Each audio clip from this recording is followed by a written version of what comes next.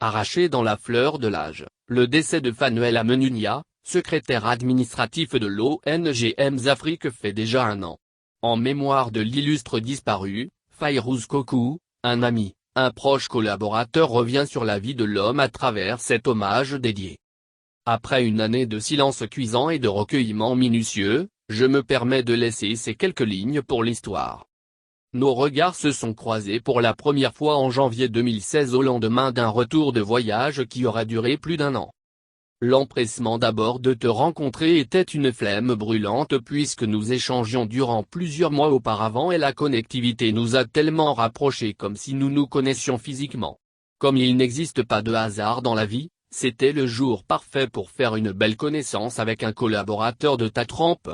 Depuis ce jour jusqu'à la fatidique et funeste date du 29 novembre 2020, tu es resté un frère dont la qualité de nos relations a su résister aux intempéries de la jalousie, des commérages, de l'hypocrisie et de la méchanceté de quelques personnes acariâtres par nature.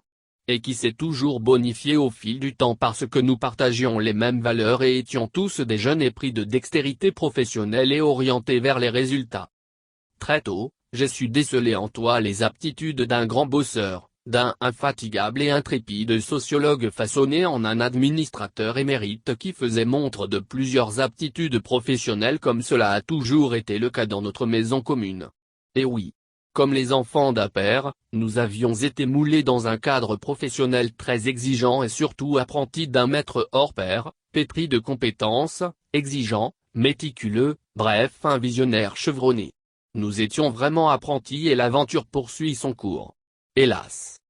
Bien que je fusse ton précurseur dans la maison commune, tu m'as accueilli après une année d'absence avec ferveur et d'un amour sincère et profond que je pouvais lire à travers ton aimable sollicitude et de la magnificence que tu arborais. J'ai eu du mal à rejoindre mon bureau car nous formions une équipe très dynamique et aguerrie pour relever tous les défis que les contorsions professionnelles nous imposaient. Oui. Ce fut la belle époque de la maison mère qui dégageait une chaleur humaine et force toujours l'envie d'y rester pour donner du sien au service de l'humanité. Je me rappelle encore combien cela m'était dur de quitter ton bureau que je squattais avec plaisir pour rejoindre mon grand bureau bien aménagé qui m'attendait et qui reflétait le lieu parfait et l'endroit idéal qu'un jeune de notre âge pouvait rêver avoir dans un cadre professionnel. Mais la complicité qui nous unissait était plus fort que le matériel. Veuve Broter. Nous arpentions ensemble tous les jours les couloirs de notre maison professionnelle soit pour des diligences professionnelles soit pour échanger quelques blagues afin de nous redonner du tonus pour reprendre. Combien de fois je n'ai pas profité de ta générosité les soirs alors qu'il était difficile de trouver un taxi-moto pour rentrer. Tu n'hésitais pas à m'amener jusqu'au parvis de mon portail en me lâchant toujours dans un sourire angélique. Agréable nuit à toi mon frère sous la protection divine dans l'espoir de te revoir demain matin à 8 h pour la suite du combat que nous menions ensemble aux côtés de notre patron. C'était une complicité éblouissante qui était naturelle au regard des bonnes valeurs que nous partagions. Je retiens de toi, un homme d'une élégance comportementale inégalée, d'une bonté démesurée et d'une débonnaire légendaire. Tu étais homme bien. Qu'il me souvienne que nos relations ne se limitaient pas seulement au cadre professionnel, mais j'ai encore en mémoire, les belles virées nocturnes que nous avions partagées ensemble dans une ambiance festive et de détente, tout cela pour régénérer la force et l'humeur dans le souci d'être toujours productif et efficace dans l'exécution de nos charges professionnelles. Et oui. Nous avons toujours travaillé avec abnégation et détermination en témoignent les appels les veillants que nous nous passions pour des impondérables. Même s'il faut reconnaître que parfois j'exagérais en harcelant les dimanches alors même que j'étais au bureau et je me confrontais à des difficultés dans le traitement de certains dossiers. Tu étais toujours disponible. Je me souviens encore qu'en compagnie de notre aîné Atizzo de Bévy en 2017 alors que nous l'accompagnions à l'aéroport pour un voyage de travail en Allemagne, nous avions fait un accident sur la bretelle Gijolé à Tikoumé à bord de mon automobile, accident qui n'a eu que des faits l'endommagement de la carrosserie de la voiture. Nous en sommes sortis sans la moindre égratignure.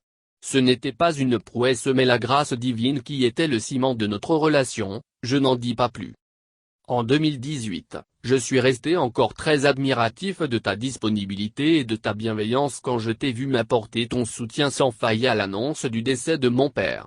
Tu es l'un de mes amis et collaborateurs qui au nom du caractère sacro-saint de l'amitié a effectué le voyage sur Mango, ma terre natale, à l'occasion des cérémonies du 7 jour de deuil de mon padre.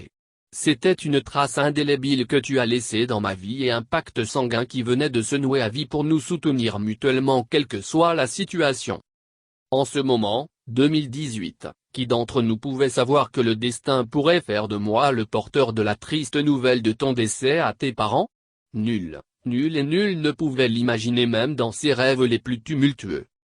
Le vendredi 27 novembre 2021, tu étais venu dans mon bureau autour de 19 h me racontant ton état de santé défaillant toute la journée alors que tu représentais notre patron à une conférence à l'université de Lomé.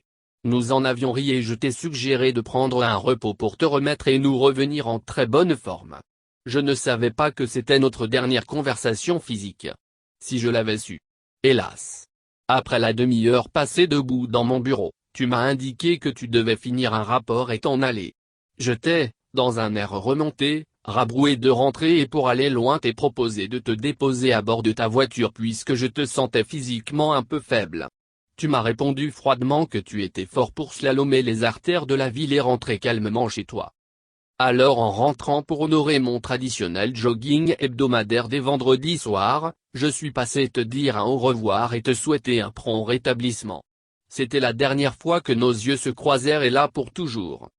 Le dimanche 29 novembre, alors que j'étais au commissariat du 3e arrondissement de Jijol pour assister à un ami qui purgeait une garde-vue, dans une scène rocambolesque, je ne sais comment dans un temps record et les péripéties qui m'ont permis de tomber sur ton corps raide et inerte à l'hôpital. Quelle triste nouvelle. Je tombais des nues car je ne pouvais imaginer que c'était toi mais hélas. C'était mon frère Fanuel que je secouais en vain et criais ton nom plus de 20 fois te demandant de me répondre pour que je te dise un mot. Nous nous sommes dit le vendredi que nous nous verrons lundi prochain et brusquement te voilà couché inerte. Je passais un quart d'heure pour tenter de me consoler et remettre en cause notre existence sur cette terre. Je finis par conclure vanité des vanités, tout est vanité. Compte tenu de notre fine proximité, je pris sur moi le courage de me rendre au domicile de tes parents pour leur annoncer la triste et déplorable nouvelle. J'ai trouvé ta maman inconsolable, dévastée, meurtrie, fondue et affligée en larmes avec des cris de détresse. Elle t'espérait impatiemment pour le déjeuner dominical en compagnon de ton père et de tes frères. Tu es parti très tôt mon cher frère. De là-haut où tu te trouves, sois fier du bref instant que tu as passé sur la terre des hommes. Tu as accompli avec élégance et modestement ta mission.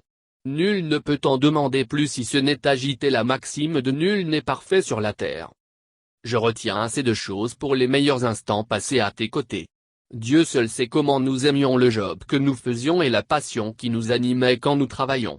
Nous étions des jeunes, prêts à tout sacrifier pour atteindre les résultats.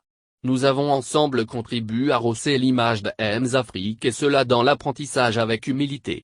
C'était la détermination des jeunes à prouver leurs aptitudes à s'assumer sur le plan professionnel et à donner le meilleur d'eux-mêmes. Rien d'autre. Je n'oublie pas le surnom que nous sommes donnés. Un surnom venu fortuitement mais qui avait tout son sens dans nos rapports jusqu'au jour de ton rappel à Dieu. Nous fûmes des Azak et Koro à la fois. Continue de reposer en paix Asa et porte-toi bien de là où tu es. Mes pieuses pensées en ce jour vont vers tes parents et ta progéniture. Que chacun d'entre eux trouve la force de la consolation et continue de prier pour que tu reposes éternellement en paix.